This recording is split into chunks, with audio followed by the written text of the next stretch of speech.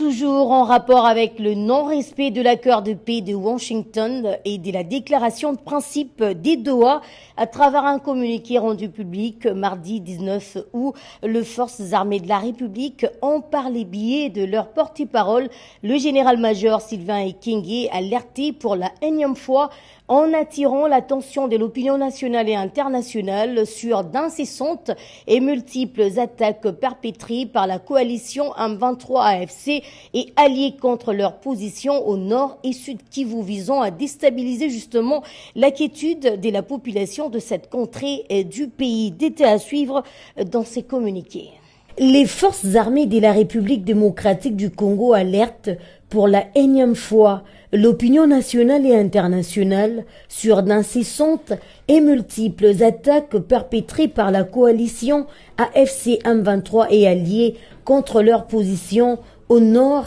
et au sud Kivu. À titre illustratif, au nord Kivu, la position de la force navale de Musenda au bord du lac Édouard en territoire de Lubero a été attaquée le 11 août 2025.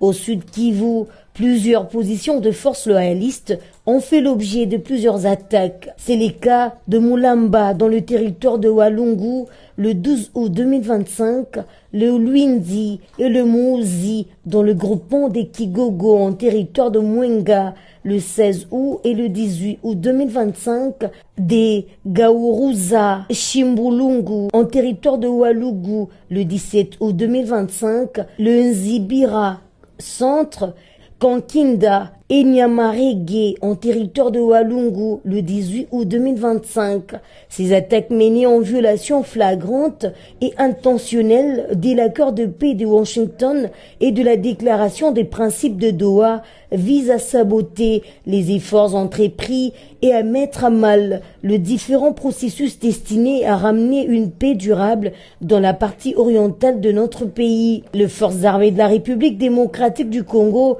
prennent les médiateurs américains et qataris en témoin face à ces violations récurrentes du cessez-le-feu qui non seulement compromettent le pourparler de paix, mais aussi et surtout sont à la base des tueries et de déplacements massifs des populations civiles. Désormais, les forces armées de la République démocratique du Congo sont obligées de prendre des mesures qui s'imposent pour répondre à toutes ces provocations mettant en péril la vie des paisibles populations civiles. Fait à Kinshasa le 19 août 2025 et Kenge Bomusa et Fomi Sylvain, général-major.